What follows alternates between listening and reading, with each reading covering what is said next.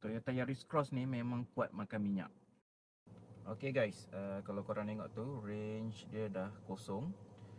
Trip A ni adalah daripada minyak penuh sebelum ni 524 km dah. Bar itu nampak ada satu. Jadi aku nak tuang minyak penuh. Okay, nanti kita tengok berapa liter yang kita dah gunakan dan kita akan lihat berapa kadar penggunaan minyak dia.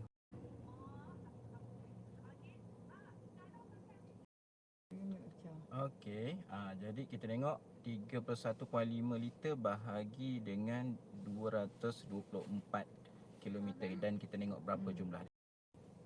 Jadi secara puratanya adalah sekitar 16.6 km per liter. Okey, jadi pada korang jimat ke tak jimat Yaris Cross ni?